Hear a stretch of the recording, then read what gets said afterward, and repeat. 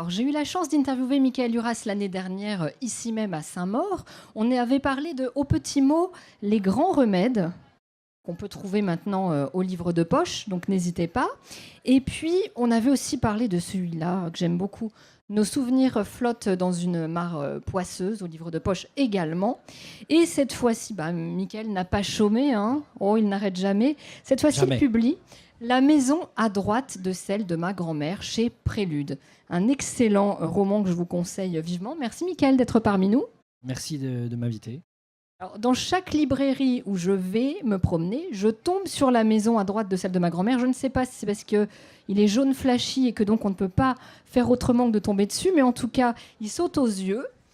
J'ai l'impression qu'il y a un réel engouement des libraires et du public. Est-ce que tu as déjà de premiers retours de lecteurs sur ce nouveau roman ? Oui, globalement, le livre intéresse. Alors, bon, j'ai profité d'un hiver chaotique. Et quand les gens ont vu la couleur bien jaune, ils ont pensé au soleil immédiatement. Et donc, ils se sont dit, on va essayer ce livre. Finalement, il va pouvoir nous apporter un peu de soleil.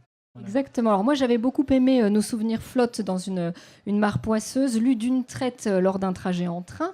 Et j'avais beaucoup aimé parce qu'il parle de l'enfance. Il est empreint de nostalgie. Il nous plonge en Sardaigne. Et j'ai aimé justement retrouver la Sardaigne dans ton dernier roman, La maison à droite de celle de ma grand-mère, où cette fois, on suit l'histoire de Giacomo qui est traducteur, revenu à la hâte au chevet de sa grand-mère mourante. Finalement, Giacomo pose ses valises. Il y reste longtemps car la nonna, comme on dit en italien, s'accroche à la vie. L'occasion pour toi de nous raconter de nouveau cette Sardaigne qui fait partie de ton histoire. Tu avais envie d'y retourner pour Oui, cette histoire. j'avais envie d'y retourner, de lui donner plus d'importance et d'en faire un personnage du roman, parce que c'est vraiment un personnage à part entière. Et je donne peut-être une image qu'on n'a pas l'habitude de véhiculer sur cette île. D'ordinaire, on parle des plages en Sardaigne et puis c'est tout, on va pas plus loin. Et là, je voulais aller dans l'intérieur de l'île, vraiment dans l'intérieur des terres, pour montrer autre chose. Et en particulier tout ce qui est culturel dans l'île, les vestiges nuragiques, et puis cette habitude qu'ont les traditions qu'ont les Sardes de peindre les murs des maisons avec des fresques pour faire passer des messages.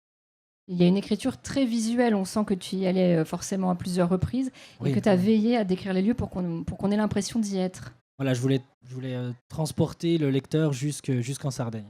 Alors si ça a marché, tant mieux. Oui. Exactement. Alors, il y a un thème qu'on retrouve aussi dans La maison à droite de celle de ma grand-mère qui te tient à cœur, c'est celui de l'identité, de la filiation.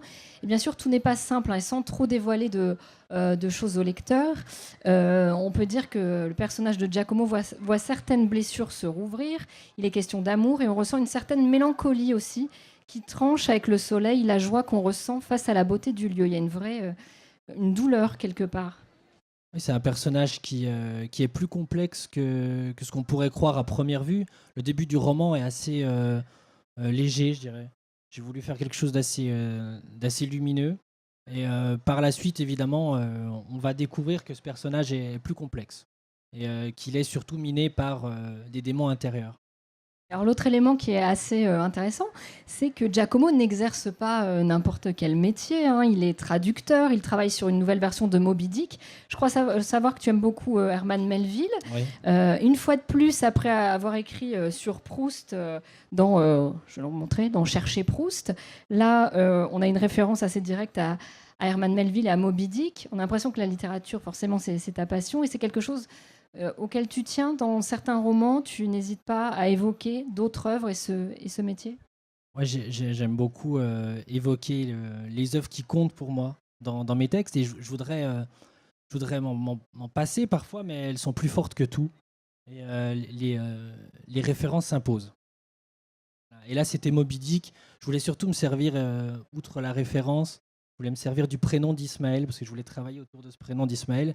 La première phrase de Moby Dick, c'est appelez-moi Ismaël. Et là, est-ce que tu travailles déjà sur ton prochain roman? Et si oui, est-ce qu'on peut avoir quelques pistes sur un lieu, un personnage, un début d'intrigue?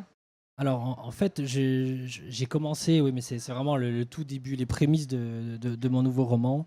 Et je voudrais raconter l'histoire d'un homme qui ne veut plus aller au travail. Bon, ça, c'est le cas de beaucoup de gens. Voilà. Moi, je sais pas si je vais y retourner demain.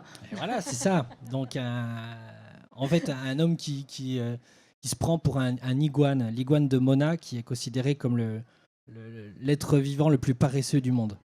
D'accord, eh bien, affaire à suivre. Eh bien, merci beaucoup, Michael Uras, d'avoir été parmi nous. Et Merci, donc, je Mélanie. conseille vivement La maison à droite de celle de ma grand-mère, parue chez Prélude. Merci Merci Michael. beaucoup.